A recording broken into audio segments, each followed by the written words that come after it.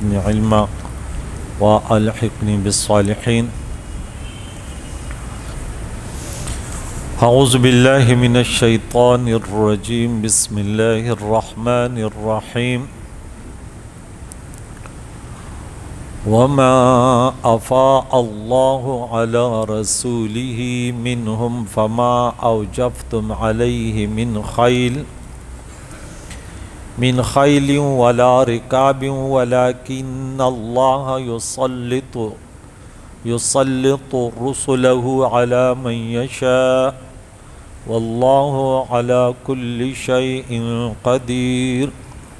صدق الله خالقنا العظيم وصدق رسوله النبي الكريم ونحن على ذلك لمن الشاهدين والشاكرين والحمد لله رب العالمين.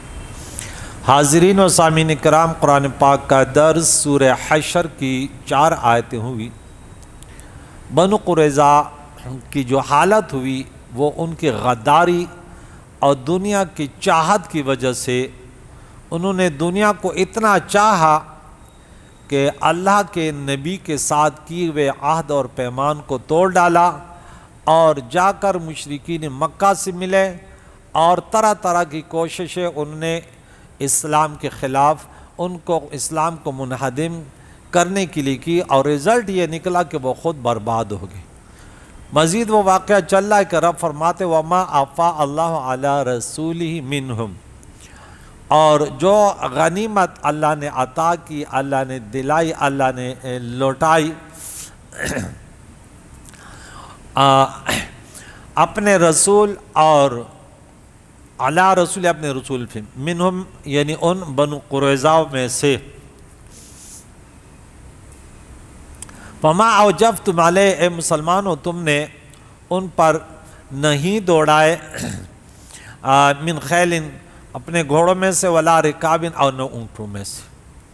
ولیکن اللہ یسلط رسلہ علی من یشاء، لیکن اللہ تعالیٰ مسلط فرماتا ہے، غلبہ عطا کرتا ہے اپنے رسولوں کو جس پر چاہے، اور اللہ ہر چاہت پر قدرت رکھنے والا ہے، علی کل شیء قدیر ہے.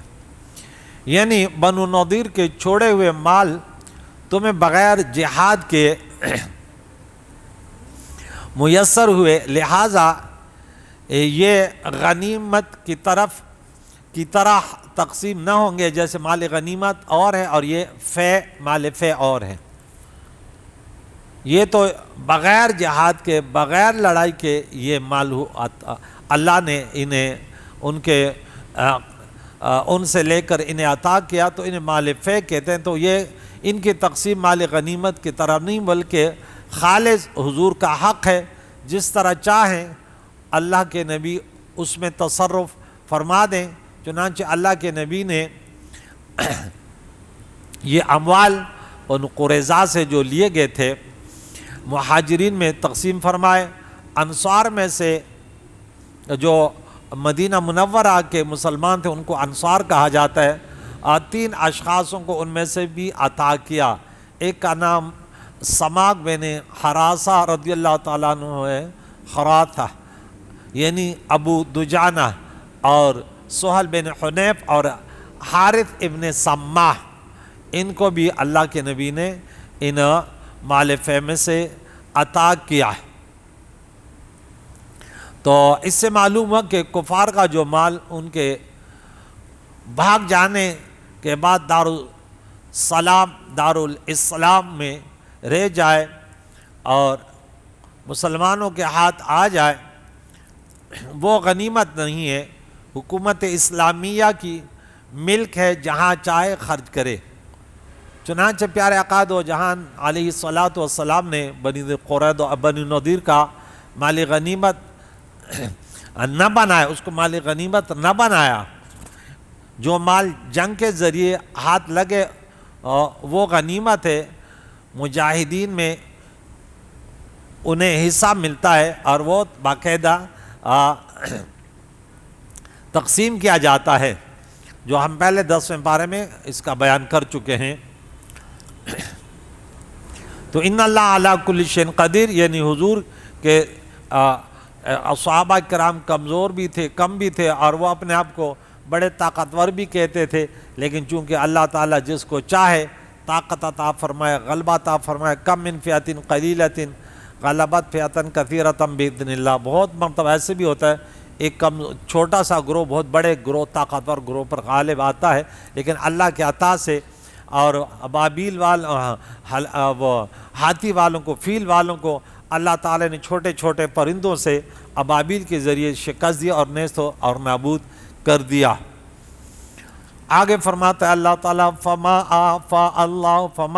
افاء اللہ علی رسول من اہل القرآن، جو مال نکال کر اللہ تعالیٰ نے اہل قرآن یعنی ان شہروں والوں سے بنو نضیر کے مالوں کو نکال کر اللہ کے نبی نے اپنے نبی کو دیا، یعنی لوٹایا اپنے نبی پر، یا جو ہے نا دلایا، تو فَلِلَّهِ وَلِرَسُولِ وَلِذِي الْقُرْبَى وَالْيَتَامَى وَالْمَسَاكِينِ وَابْنِ السَّبِيلِ. وہ اللہ اور رسول کا ہے اور نبی کے رشتہ داروں اور یتیموں اور مساکینوں اور مسافروں کے لیے ہے. کیوں کہ لا یکون دولۃ بین الاغنیاء منکم، تاکہ وہ تمہارے درمیان اغنیاء کی ملکیت اور ان کا مال اور ان کے درمیان گردش نہ کرے تم میں سے، اور جو تمہیں رسول عطا کرے اس کو لے لو، اور جن سے تمہیں روکے ان سے باز آ جاؤ. وما آتاکم الرسول فخذوہ وما نہاکم عنہ فانتہوا واتقوا اللہ، اللہ سے ڈرو، ان اللہ شدید العقاب، اللہ سخت عذاب دینے والا ہے. جب اب ان کا نبی جو تقسیم کرے، جو جس طرح چاہے، وہ اللہ کا حکم ہوتا ہے، اس میں اللہ سے ڈرو اور اس کو قبول کرو. تو یہاں یعنی حضور علیہ السلام یہاں فرمایا نا کہ فَلِلَّهِ وَلِرَسُولِ وَلِذِي الْقُرْبَى وَالْيَتَامَى وَالْمَسَاكِينِ وَابْنِ السَّبِيلِ، یعنی حضور علیہ السلام کے رشتہ دار بنی ہاشم بنی مطلب جو حضور کے خمس میں سے حصہ لیتے تھے، حضور کے وفات کے بعد انہیں قرابت کی بنا پر حصہ نہ ملے گا، بلکہ فقر کی وجہ سے. اس صورت میں یہ آیت غنیمت کے متعلق ہے، یا وہ فے کہ جو مال بغیر جہاد مل جائے. اس صورت میں یہ پہلے جملے کی تفصیل ہوگی کہ ما فعل اللہ اور رسول، وہ مال فے جو بنو نضیر سے ملا تھا، وہ تو ویسے ڈر گئے تھے، ان کے دل میں رو بیٹھ گیا تھا، اور سب مال مسلمانوں کے ہاتھ اللہ تعالی مسلمانوں کو عطا کیا. تو یہ ان لوگوں کے لیے جن کا ذکر ہوا. خیال ہے کہ بنو نضیر کے مال بغیر جہاد مسلمانوں کے قبضے میں آئے، ایسے ہی خیبر بغیر جنگ قبضے میں آیا. اس کے اموال فے بنے، اس کو مال فے کہتے ہیں. اس سے معلوم ہوا کہ باغ فدق صرف فاطمہ الزہرا رضی اللہ عنہ کا حصہ نہیں، بلکہ اس میں مساکین، مسافر وغیرہ سب کا حق ہے، کیونکہ یہ فے ہے جو وقف ہوتا ہے. باغ فدق فے کے طور پر پیارے قائد و جہان کو ملا تھا، حضور کا تھا. فے وہ کفار کا مال ہے جو بغیر جنگ کے، بغیر لڑائی کے، بغیر تلوار اور تیر اور نیزے چلانے کے آ جائے ہاتھ. تو اس لیے جب حضرت علی رضی اللہ تعالیٰ عنہ بھی امیر المؤمنین بنے تو فدق کا مال انہوں نے تقسیم نہ کیا. یہ ایک بڑے اشارے، یہ واقعہ کی طرف اشارہ ہے کہ کچھ لوگ کہتے ہیں کہ صدیق اکبر رضی اللہ تعالیٰ عنہ نے فاطمہ الزہرا رضی اللہ تعالیٰ عنہ کے اللہ کے نبی کی لخت جگر، گوشت جگر کا مال ان کی وراثت کو لے کر اور خود قبضہ کر لیا. چونکہ جب فاطمہ الزہرا رضی اللہ تعالیٰ عنہ آئی تو اللہ کے اس نیک بندے صدیق اکبر رضی اللہ عنہ نے کہا کہ یہ وراثت نہیں ہے، یہ مال فے ہے اور یہ تقسیم نہیں ہوتا. اللہ کے نبی نے فرمایا ہم جو مال چھوڑتے ہیں وہ تقسیم نہیں ہوتا. تو اس پر بہت بڑا ہنگامہ لوگ دنیا والوں نے کھڑا کیا، اور کیا کیا کچھ آپس اپنا بھی ساتھ ملا لیا، اور بس اہل سنت و جماعت پر بہت بڑا وہ ڈال دیا کہ تم جن کو مانتے وہ یوں ہے اور یوں ہے یوں ہے.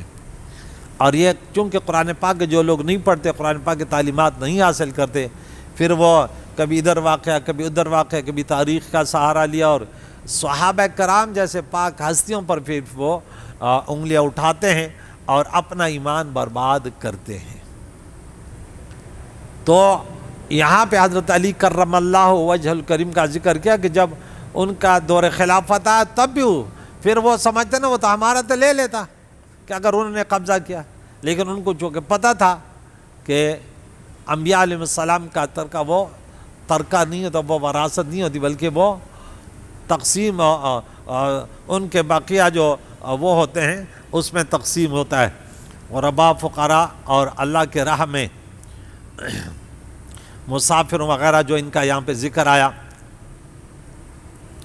تاکہ یہاں فرمایا کہ لا یکون دولتم، کہ یہ نہ ہو جائے، یہ ملکیت نہ ہو جائے یا گردش نہ کرے اغنیا منکم، تم میں سے جو لتمن ہے۔ کیا معنی؟ زمانے جاہلیت میں دستور تھا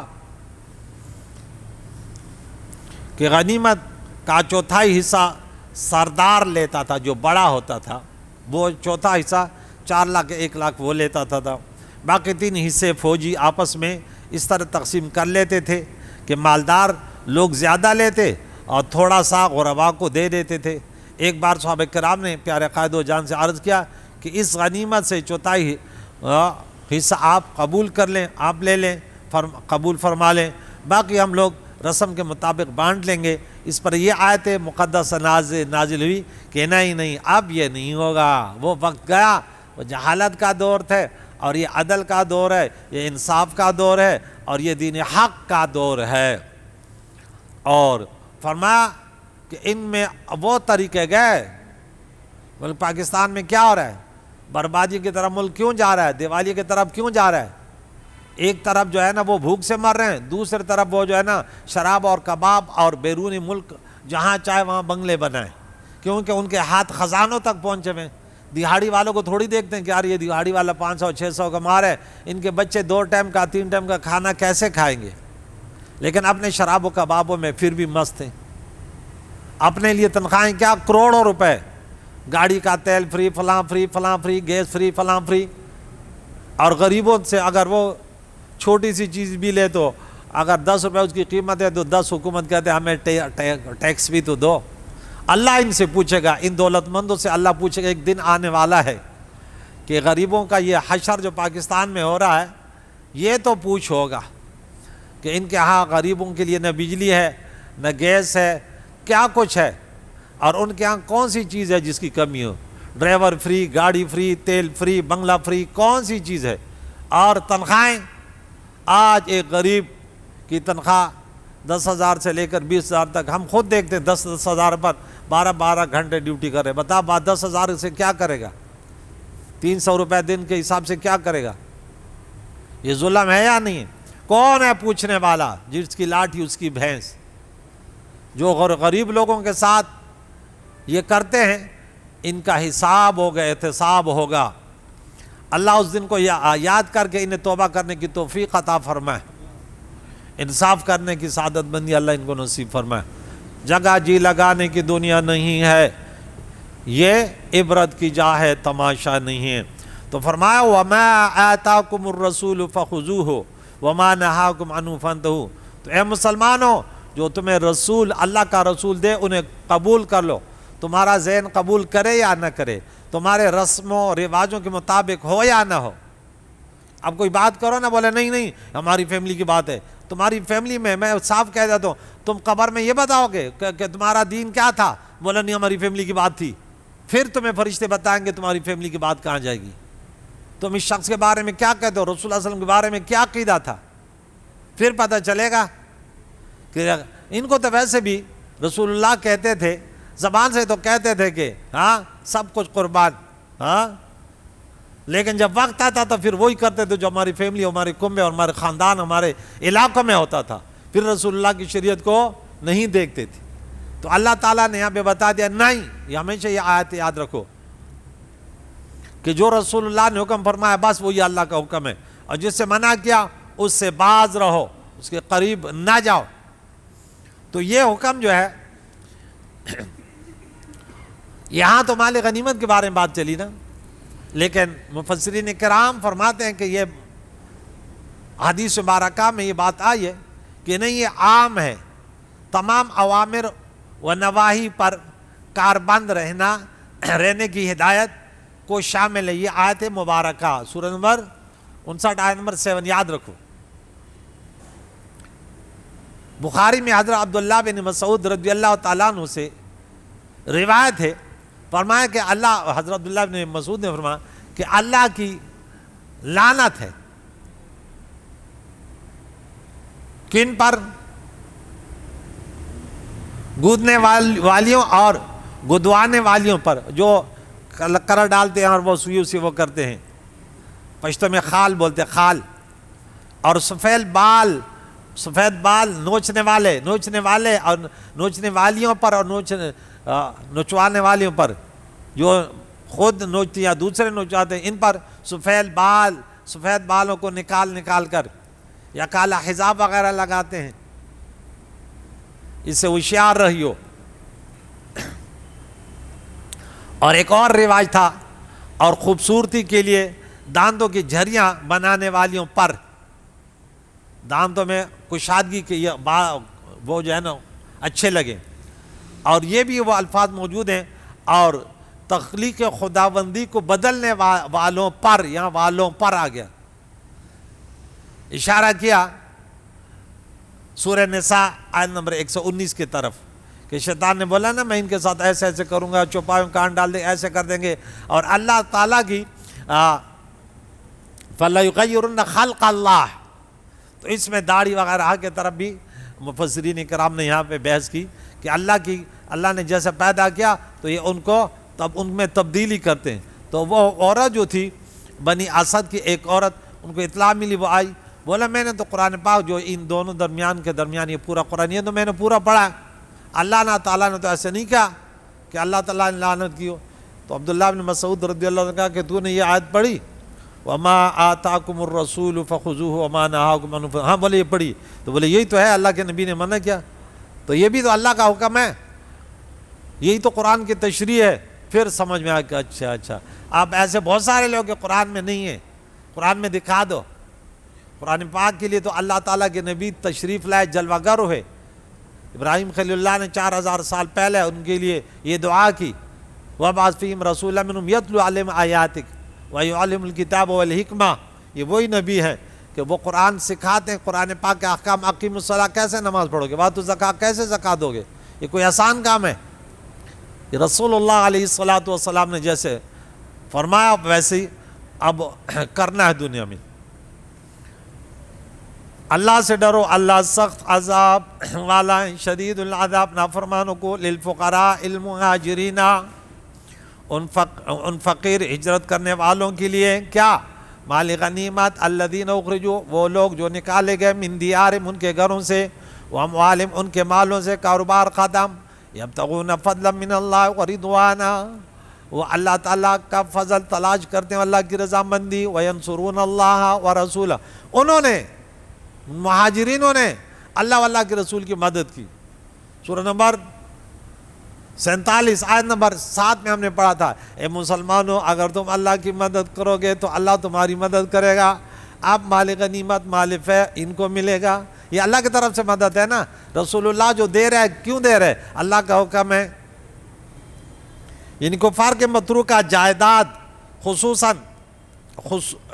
خصوصیت سے ان مہاجرین کا حق ہے جو مکہ معظمہ سے نکالے گئے, ان کی جائیدادوں پر کفار نے قبضہ کر لیا.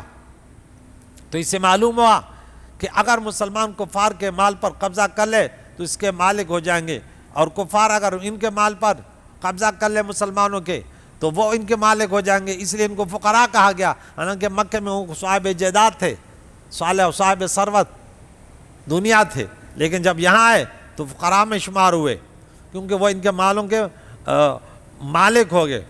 جو املاک مکہ معظمہ میں چھوڑ کر آئے تھے, خیال رہے کہ مہاجر وہ تھے جنہوں نے کفار نے مکہ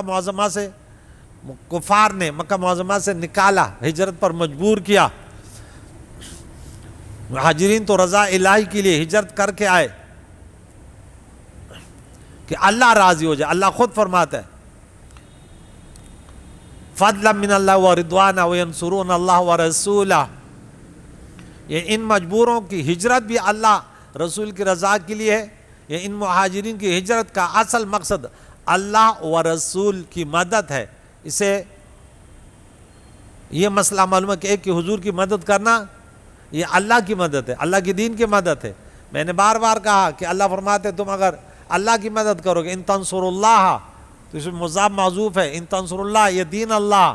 پھر دین کیا ہے؟ یہی دین ہے, مساجدوں کو آباد کرنا, رسول اللہ کی سنتوں کو سیکھ کر اس کی ترویج و تشہیر کرنا, اللہ کی وحدانیت کا پیغام دنیا والوں کو دینا, شرک سے لوگوں کو باز رکھنے کی کوشش جدوجہد کرنا, یہ دین ہے. رب فرماتے اولئک هم الصادقون, یہی مہاجر, یہی انصار, یہی سچے. اور کون ہیں یہ؟ رسول اللہ کے سچے غلام صحابہ کرام ہیں. تو اس سے معلوم ہوا کہ خلفائے راشدین کی خلافت برحق ہے, کیونکہ ان کی خلافتوں کے سارے مہاجرین و انصار نے حق کہا اور سب سے سچے یہی ہیں. اللہ نے ان کو سچے کہا نا, یہ دو ہی گروہ تھے. والذین تبوؤا الدار والایمان, کوئی کہے گا کہ انصار کا تو ذکر ہی نہیں ہوا, اور جنہوں نے پہلے سے اس شہر اور ایمان میں گھر بنا لیا من قبلہم, ان کی ہجرت سے پہلے, یحبون من ہاجر الیہم, اور محبت رکھتے ہیں ان سے جو ہجرت کر کے آئے. کوئی مسلمان مجبور ہو کر ہجرت کر کے آ جائے تو ان سے محبت کرنا یہ صحابہ کی سنت ہے. یہ نہیں کہ ماتھے پہ 12 بجا دے کہ افغانی آ گئے, یا کشمیر والے آ گئے, فلسطین والے آ گئے, ہم کہاں سے کھائیں گے, ہم خود مر رہے ہیں. ارے ان کی برکت سے اللہ تمہیں بھی دے گا. ہاں, مہاجرین نے کیا کہ اب دو مسلمانوں میں یا مہاجر ہوگا یا انصار میں ہوگا, دونوں صحابہ کو دیکھیں. ہاں, وَإِنَامٌ بِمِثْلِ مَا مَنْتُ فَقَدْ, ہدایت تب ہوگی جب صحابہ کی سیرتوں کو اپنائیں.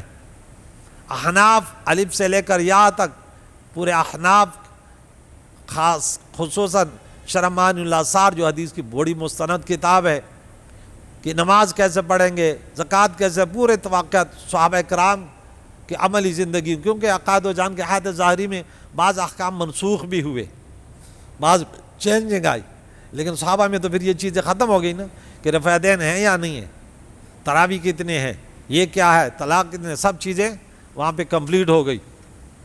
تو یہاں پہ رب کریم نے پھر اس آیت میں انصار کی انتہائی مدح و ثنا ہے. یہ حضرات دو قبیلے تھے, اوس اور خزرج, بنو اوس اور بنو خزرج. کل تینوں پر بات ہوئی تھی, بنو نضیر, بنو قریظہ اور بنو قینقاع, وہ منافقین کی تھی. وہ اپنے آپ کو پڑھے لکھے لوگ کہتے تھے برباد ہو گئے, اور یہ مشرک تھے, ان سے پہلے لڑائیاں چلتی آ رہی تھی, اور کہتے تھے نبی آخر زمان آئیں گے, وَيَسْتَفْتِحُونَ عَلَى الَّذِينَ كَفَرُوا. ہاں, اور جب ان کے پاس آیا پہچانا, کفر, پھر کفر کر گیا. پھر کیونکہ اپنی دکانداریاں خراب ہونے کی خطرے تھی, اپنی ہستی کو مٹا دو اگر کچھ مرتبہ چاہیے.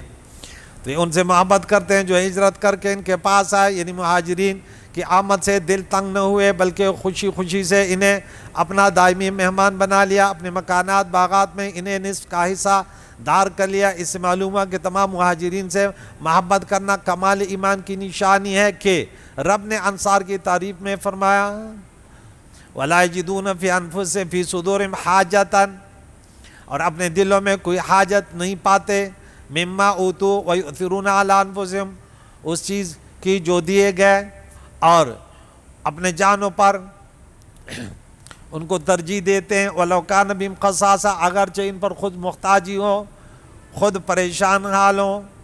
یعنی مہاجرین کو جو غنیمت وغیرہ سے زیادہ اموال دے دیے جائیں تو انصار اس پر رشک نہیں کرتے کہ ان کو کیوں زیادہ دیا. اس کو کہتے ایمانداری, اس کو کہتے ایمان. پیارے قائد و جان کے فیض صحبت سے ان کے دل فرشتوں کی طرح بن چکے تھے. فرشتوں کو کیا ضرورت ہوتی, حسد و رشک اور حرص سے پاک ہو چکے تھے. سبحان اللہ. یہ صحابہ کے جب باری آتی ہے تو انصار کی آتی ہے, مہاجر کی آتی ہے, ہر ایک کی قرآن پاک میں ایسے تعریف ہے. اس لیے رب نے اعلان کر دیا کہ رضی اللہ عنہ و رضوا عنہ, کیا شانوں والے ہیں.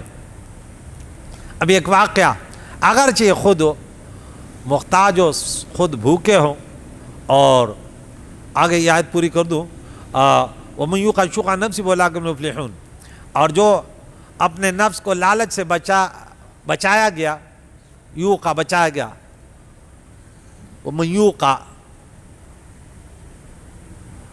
جو اپنے نفس کے لالچ سے بچایا گیا تو وہی کامیاب ہے۔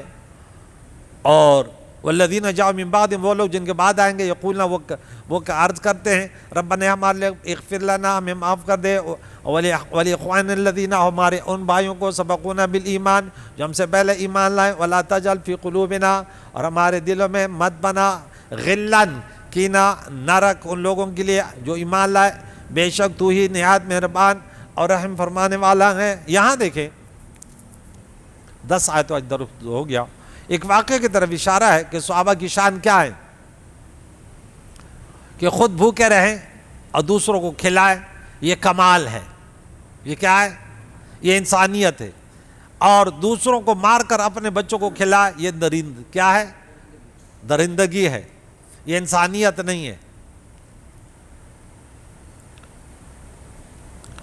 یہ آیت حضرت ابو طلحہ رضی اللہ تعالیٰ عنہ کے حق میں نازل ہوئی کہ حضور کے بارگاہ میں ایک مسکین بھوکا حاضر ہوا، حضور نے فرمایا جو اسے مہمان بنائے اللہ اس پر رحمت نازل فرمائے۔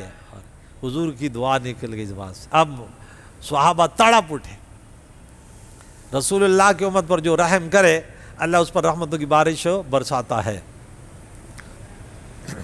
ابو طلحہ اسے اپنے گھر لے گئے کہ گھر میں بچوں کے لیے تھوڑا کھانا تھا، باقی کچھ نہ تھا۔ اپنی بیوی سے فرمایا کہ بچوں کو بہانے سے بھوکا سلا دینا اور رات کو کھاتے وقت بہانے سے چراغ کو گل کر دینا، بجھا دینا۔ ایسا ہی کیا، آپ مہمان کے ساتھ کھانے بیٹھے اور دکھانے کے لیے ایسے کر رہا تھا کہ وہ کھانا کھا رہا ہے۔ سب نے بھوکی رات گزاری اور مہمان شکم سیر ہو کر اس نے رات گزاری۔ مسلمان وہ ہے کہ خود تو بھوکا رکھے، پڑوسی بھوکا نہ ہو۔ اور حضور نے کیا فرمایا، اگر خود شکم سیر ہے، پڑوسی بھوکا ہے تو یہ مومن نہیں ہے، کامل مومن نہیں ہے۔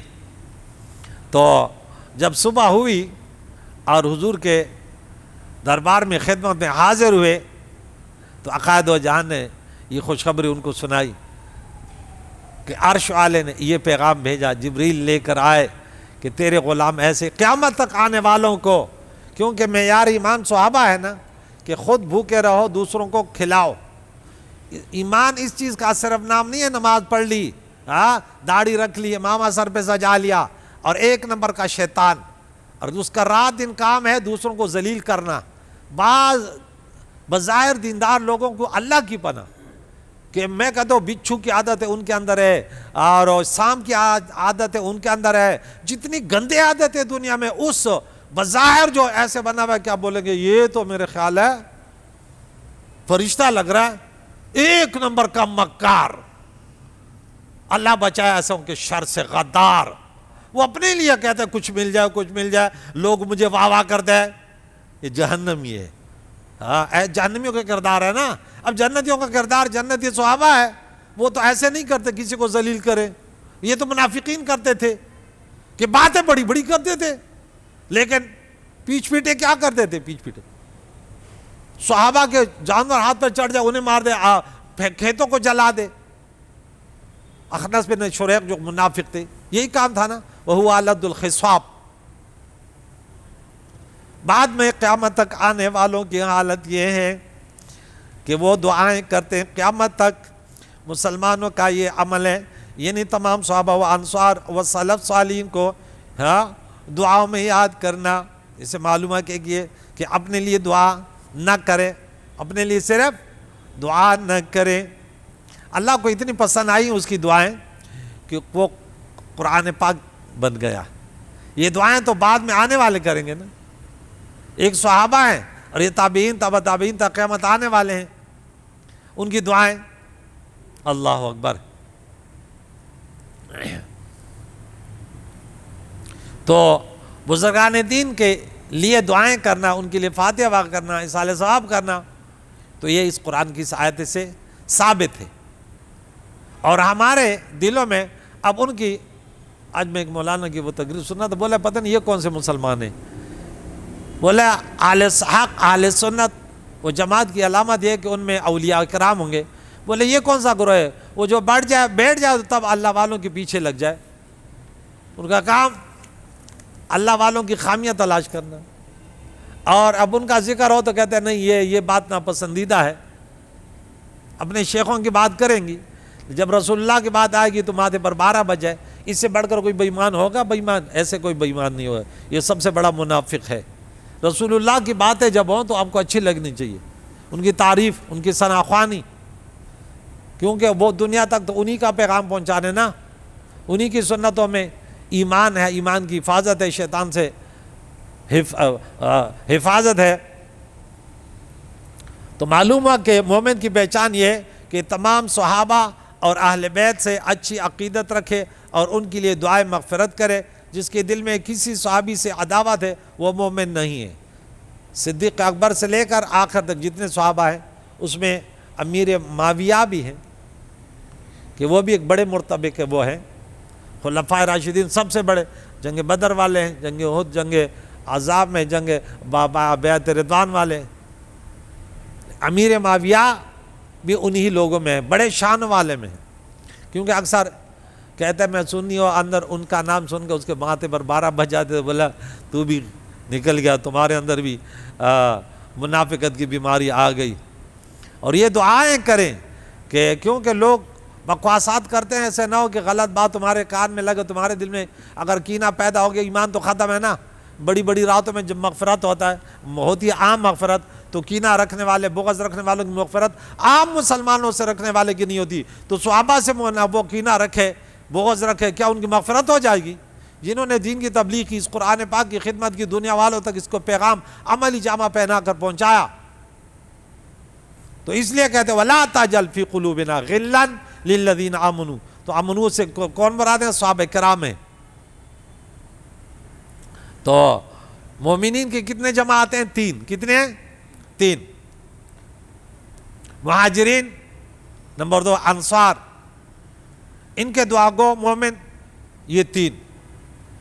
روافض، خوارج ان تینوں سے خارج ہیں، کیونکہ اس آیت میں صحابہ کے بعد والے مومنوں کی علامت یہ بتائی گئی کہ وہ اہل بیت اور صحابہ کرام کے لیے دعا گو ہیں، اور ان کے سینے میں عام مسلمان خصوصاً صحابہ کے لیے محبت ہی محبت ہے. کریم اللہ سے دعا ہے ہمیں پیارے نبی کے اہل بیت اعظام اور صحابہ کرام اور اس کی پوری امت تا قیامت ان سے محبت کرنے کی توفیق عطا فرمائے. اور اگر وہ محتاج ہیں، کوئی غریب ہیں، تو ان کے لیے اپنے بچوں کو بھوکا چھوڑ کر ان کے لیے کھانے مہیا کرنا، کھانے کا بندوبست کرنا، یہ سنت صحابہ ہے. وہ لوگ سنیں اور انہیں سناؤ جو دوسروں کے بچوں کو بلکہ ان کے والدین کو قتل کر کے، جوانوں کو قتل کر کے، ان سے موبائل لے کر یا دوسری چیزیں چھین کر انہیں دنیا سے رخصت کر دیتے ہیں. یہ کون سا ایمان ہے؟ ایسے ہم نے قرآن میں پاک میں نہ پڑھا، نہ اپنی شریعت میں ایسے دیکھا. کریم اللہ سے دعا ہے ان لوگوں کے لیے بھی دعا ہے اللہ انہیں موت سے قبل توبۃ النصوح کی توفیق عطا فرمائے. اور جن نیکوکار ہیں ان کے اندر یہ علامتیں ہیں، اللہ ان پر انہیں عقیدے پر استقامت نصیب فرمائے، آفات و بلیات سے بچائے، روحانی جسمانی امراض شفا یاب فرمائے. ہم سب کے مرحومینوں کی مغفرت، زندوں کو دین اسلام پر جینا، اسی پر موت نصیب فرمائے. وصلی اللہ تعالی علی خیر خلقہ محمد وعلی آلہ وصحبہ اجمعین برحمتہ.